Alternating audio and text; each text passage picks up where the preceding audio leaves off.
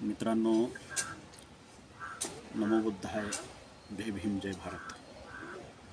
ॲट्रॉसिटीच्या खोट्या केसेस दाखल करताय, सावध व्हा.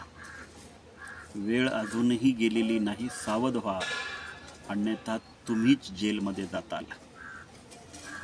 असाच एक प्रकार काही दिवसापूर्वी अहमदनगर जिल्ह्यामध्ये घडलेला आहे. अहमदनगर जिल्ह्यातील पारनेर तालुक्यातील जवळे या गावामध्ये एका शेड्यूल कास्ट महिला व तिचा पती जवळे या गावामध्ये अवैध देशी दारूचा धंदा करत होता. आणि अवैध देशी दारूचा धंदा करत असल्यामुळे गावातील लोक व्यसनाच्या आहारी जात होते. सगळं गाव दारू पिऊन पंग फिरायचं. वेळोवेळी त्याला समज देऊन सुद्धा, समजून सांगून सुद्धा त्याने पोलिसांना हप्ते देऊन म्हणा किंवा अन्य कुठल्या वाम मार्गाने दारूचा धंदा चालूच ठेवला. पतीसोबत पत्नीसुद्धा त्याला त्या धंद्यामध्ये साथ देत होती. आणि एक दिवस असं झालं की गावातल्या सगळ्या लोकांनी त्याला समजून सांगितलं, तरीही तो ऐकत नव्हता. मग तिथले जे सामाजिक कार्यकर्ते होते, रामदास घावटे यांनी त्यांच्या विरोधामध्ये ते दारूचा धंदा बंद करण्यासाठी पोलिसांमध्ये तक्रार दिली. पोलिसांमध्ये तक्रार देतोय म्हणून त्या महिलेने, जी शेड्यूल कास्टची महिला होती, जी दारूचा व्यवसाय तिच्या नवरा आणि ती दोघं जण करत होते, त्या महिलेने रामदास घावटे यांच्या विरोधामध्ये खोटा विनयभंगाचा आणि ॲट्रॉसिटीचा गुन्हा दाखल केला. मी तुम्हाला ह्या गोष्टीत हा खटला ह्याच्यासाठी सांगतो की आपण नेमका ॲट्रॉसिटीचा वापर कुठं करतो आहे हे सुद्धा आपण लक्षात घेतलं पाहिजे. की दारूचा धंदा करणं, आता दारू प्यायला तर तिथं सगळेच येतात, किंवा दारू पिल्यामुळे सगळ्याच समाजातील लोकांचं शारीरिक नुकसान होतं. हा जरी आरोग्याचा भाग असला, सरकार त्याच्याकडे जरी काळजी घेतली नसलं, तरी आमच्यासारखे सामाजिक कार्यकर्ते प्रत्येक गाव, तालुका, जिल्हा लेवलवर कामं करत असतात. आत्ता बऱ्याचशा गावामध्ये सुद्धा, मलासुद्धा त्याचे फोन्स येतात की बऱ्याचशा गावामध्ये आपले लोक अवैध दारू विक्रीचा धंदा करतात. नाही अशातला भाग नाही. तर माझ्याकडे तसे पण पुरावे आहेत.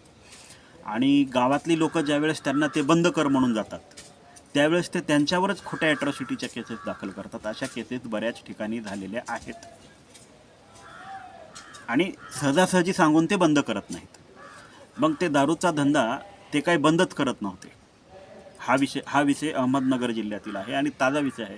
2021मध्ये अहमदनगरच्या विशेष जिल्हा सत्र न्यायालयाने, तिथे माझ्या मते जोशी मॅडम जज होत्या, त्यांनी तो निकाल दिलेला आहे. त्या प्रकरणात जोशी मॅडम नाही, दुसऱ्या कोणीतरी जज होते, त्यांनी तो निकाल दिलेला आहे. कारण ते निकालाची प्रत माझ्याकडं आहे. जर कोणाला हवी असेल तर ते मी त्याची बातमी किंवा त्याची लिंक किंवा ते ऑर्डर देऊ शकतो. पण हे मी तुम्हाला का सांगतो आहे की आपण जर कुठल्याही गुन्ह्याला, कोणत्याही गुन्ह्याला, आता मध्ये काही दिवसापूर्वी पुण्यामध्ये सुद्धा एका व्यक्तींनी, चळवळीतला प्रतिष्ठित व्यक्ती आहे, हॉस्पिटलच्या नावाखाली एका मुस्लिम तरुणावर 60-70 लाख रुपयाची खंडणी मागत होता तो त्याला. आणि त्यांनी पैसे दिले नाही म्हणून त्याला ॲट्रॉसिटीची धमकी दिली. पण तो मुलगा त्याला न घाबरता पोलीस स्टेशनमध्ये गेला आणि पुढचा अनर्थ टळला. त्याच्यावर ॲट्रॉसिटी दाखल झाली नाही. म्हणजे अशा ज्या काही गोष्टी आहेत, खंडणी मागणे, पैसे जमा करणे, पैसे वसूल करणे, ह्यासुद्धा गोष्टी ॲट्रॉसिटीमध्ये येतात का? खरंच हा ॲट्रॉसिटी गुन्हा होऊ शकतो का? आर्थिक व्यवहार हे आपण जात बघून कधीही करत नाही. आर्थिक व्यवहार करत असताना तुम्हाला त्याची जात दिसत नाही किंवा त्याला तुमची जात दिसत नाही. मग आर्थिक व्यवहारामध्ये बिघाडी आल्याच्या नंतरच तुम्हाला ॲट्रॉसिटी का आठवते? काय ॲट्रॉसिटीची अशा पद्धतीनं तुम्ही बदनामी करताय, हा सुद्धा प्रश्न या ठिकाणी निर्माण होतो. मागच्या 7 ते 8 दिवसापासून मी ॲट्रॉसिटींच्या गुन्ह्यांवर, खोट्या केसेसबद्दल बऱ्याच प्रमाणामध्ये बोलतो आहे.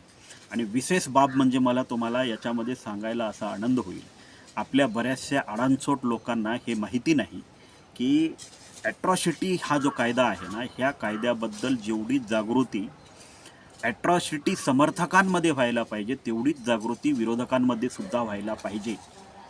एकाच गटामध्ये ॲट्रॉसिटीबद्दल जागृती झाली तर त्याचा गैरफायदा घेण्याचे चान्सेस जास्त आहेत आणि तसे चान्सेस निर्माण झालेले आहेत. आणि त्यामुळे आज हा कायदा धोक्यात सापडत चाललेला आहे. ॲट्रॉसिटी विरोधकांना अर्थातच अप्पर कास्ट लोकांना ॲट्रॉसिटीबद्दल बरीचशी माहिती नसती. त्यांना फक्त भीती आहे त्या कायद्याबद्दल की बाबा ॲट्रॉसिटी जर दाखल झाली तर आपल्याला सगळं उद्ध्वस्त व्हावं लागतं, बायको देत नाही कोणी, घरात येऊ देत नाहीत लोक, सोयऱ्यादायऱ्यामध्ये सगळीकडे बदनामी होते. अशाच एका प्रकरणामुळं सांगली जिल्ह्यामध्ये एका तरुणाने आत्महत्या केलेली आहे.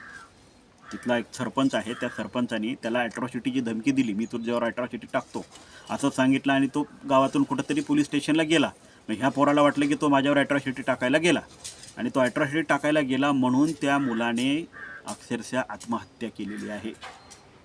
इतकी ॲट्रॉसिटी केसेसबद्दल भीती लोकांच्या मनामध्ये निर्माण झालेली आहे. आपल्याला ही भीतीसुद्धा मनातून त्यांच्या काढायची आहे. त्याचं कारण असं की कोणताही कायदा, ॲट्रॉसिटी ॲक्ट हा जरी स्पेशल प्रोटेक्शन ॲक्ट जरी असला तरीही तो कोणत्याही निरपराध आरोपीला शिक्षा देत नाही, हे लक्षात घ्या. आरोपीला शिक्षा झालीच पाहिजे, त्याच्याबद्दल माझं दुमत नाही, पण त्यामध्ये जे आरोपी नाहीत त्यांचे संसार उद्ध्वस्त झाले नाही पाहिजेत, ही सुद्धा माझी भूमिका आहे. कारण ते जरी मराठा असले तरी, ते जरी अप्पर कास्ट असले तरी ते आपल्याच देशाचे नागरिक आहेत, आपल्याच गावातली लोक आहेत, आपल्याच समाजातला ते एक घटक आहेत. जरी त्यांच्यासोबत आपला रोटी आणि बेटी व्यवहार होत नसला तरी आर्थिक व्यवहार आपले त्यांच्यासोबत बऱ्याच प्रमाणामध्ये होतात. त्यामुळं सामाजिक दूषीकरण जे चालू आहे ना, हे पोल्युशन जे होतं आहे ना, हे कुठंतरी थांबलं पाहिजे. त्या सांगलीतल्या मुलाने ॲट्रॉसिटी झाली म्हणलेलं ऐकल्याबरोबर त्यांनी आत्महत्या करून घेतली. म्हणजे काही काही लोकांना तो कायदा म्हणजे अतिशय घातक आहे, आम्ही आता उद्ध्वस्त झालो, अशा पद्धतीचं त्यांच्यामध्ये मेंटॅलिटी तयार झालेली आहे. तर ही मेंटॅलिटी त्यांच्यातून काढणं फार गरजेचं आहे आणि आपणसुद्धा त्याचा चुकीचा वापर होणार नाही. आता तर खोटे गुन्हे दाखल करणाऱ्यांवर डायरेक्ट गुन्हे दाखल होत आहेत. जे खोटे गुन्हे दाखल करत आहेत त्यांच्यावर सुद्धा आता न्यायालयांमधून, बऱ्याचशा न्यायालयांमधून डायरेक्ट गुन्हे दाखल करण्याचे आदेश न्यायालय देत आहेत. त्याच्यामुळं मी सांगतोय की खोटे गुन्हे दाखल करणाऱ्यांनो आता सावधान व्हा. हा अहमदनगर जिल्ह्यातला जो काही प्रकार आहे तुम्ही त्याची पडताळणी करू शकता. पारनेर तालुक्यातील जवळे या गावामध्ये त्या बाईचा आणि तिच्या नवऱ्याचा, जी शेड्यूल कास्टची आहे, ती कुठल्या जातीची आहे मला देणं घेणं नाही, पण ती SCची आहे आणि SCची असल्यामुळं अप्पर कास्ट जो काही रामदास घावटे होता त्याच्या विरोधामध्ये तिने ॲट्रॉसिटी दाखल केली आणि विनयभंगाचा गुन्हा पण दाखल केला. हा गुन्हा दाखल झाला होता माझ्यामध्ये 2017ला गुन्हा दाखल झाला होता.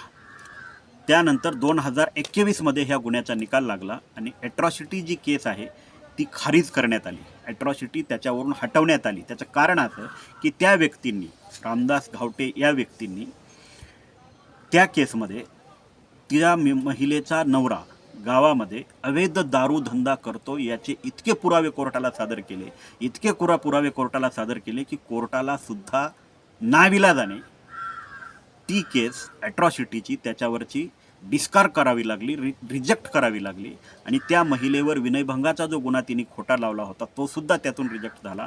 तो आरोपी त्यातून निर्दोष मुक्त झाला आणि ज्या पोलिसाकडं, ज्या पोलीस उपनिरीक्षकाकडं ह्या खटल्याच्या तपासाची जबाबदारी होती त्याच पोलीस उपनिरीक्षकाला कोर्टाने, ते पोलीस उपनिरीक्षक तिथं मुळे म्हणून पोलीस उपनिरीक्षक होते आणि त्या कोर्टाने, अहमदनगर विशेष सत्र न्यायालयाने त्या फिर्यादीच्या विरोधामध्ये हा निकाल दिला आणि IPC 182 नुसार त्या खोट्या ॲट्रॉसिटीची फिर्याद देणाऱ्या महिलेलाच नाही तर साक्षीदाराला सुद्धा अटक करण्यात आली, दोघांवरही गुन्हे दाखल करून. त्यामुळे माझं तुम्हाला एवढंच सांगणं आहे की जिथं अन्याय होतो, अत्याचार होतो, तिथेच ॲट्रॉसिटीची वापर करा. जिथे ॲट्रॉसिटी लागत नाही तिथे जबरदस्ती पोलिसांवर प्रेशर टाकून ॲट्रॉसिटी लागू करू नका, अन्यथा तुमच्यावर सुद्धा गुन्हे दाखल होऊ शकतात. झालेले आहेत. हे प्रकरण आहे, मी तुम्हाला हे अहमदनगर जिल्हा विशेष सत्र न्यायालयाने दिलेला निकाल सांगतोय. 2021चा निकाल आहे. तुम्ही गुगलवर जाऊन त्याचं निकालपत्र काढून वाचू शकता. त्यामुळे आपण ॲट्रॉसिटीचा वापर करत असताना खरंच यातून सामाजिक शोषण होतं आहे का? आता मला सांगा, दारूचा अड्डा चालवणं हे काही समाजहिताचा बाब आहे का?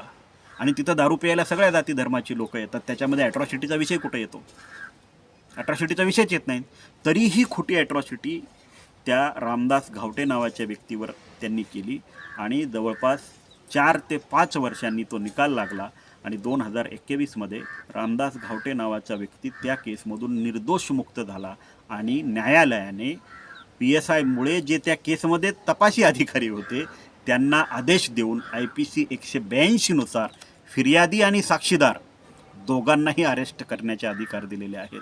म्हणून मित्रांनो तुम्हाला सांगतो, खोट्या ॲट्रॉसिटीपासून सावध राहा. कायद्याचा दुरुपयोग नाही झाला पाहिजे, असंच माझंही मत आहे. आणि या संदर्भामध्ये बऱ्याच मोठ्या प्रमाणामध्ये जागृती मराठा समाजातील तरुण करत आहेत. जे काम बौद्धांनी करायला पाहिजेत होतं ते मराठा समाजातले तरुण करत आहेत. आपल्यातलेच काही अर्धज्ञानी नेते त्यांना धमक्या देत आहेत. अरे मित्रांनो, त्यांचा ॲट्रॉसिटीला विरोध नाही आहे, त्यांचा विरोध खोट्या ॲट्रॉसिटीला आहे. खोट्या ॲट्रॉसिटीमुळे जे लोकांचे संसार उद्ध्वस्त होत आहेत त्याच्यामुळे त्यांचा खोट्या ॲट्रॉसिटींना विरोध आहे, ॲट्रॉसिटीला त्यांचा विरोध नाही. म्हणून मी मित्रांनो सांगतो, ॲट्रॉसिटीचा अभ्यास करा आणि लोकांपर्यंतही ती पोहोचवा. खोट्या ॲट्रॉसिटी दाखल करणाऱ्यांना न्यायालय तर जेलमध्ये घालणारच आहे, पण साक्षीदार म्हणून तुम्ही उभे राहू नका. जर खरंच ॲट्रॉसिटी असेल तर तुम्ही साक्षीदार म्हणून उभे राहा, नाहीतर फिर्यादी सोबतच साक्षीदाराला सुद्धा जेलमध्ये जाण्याची वेळ येते, हे विसरू नका. नमो बुद्धाय. जय भीम, जय भारत.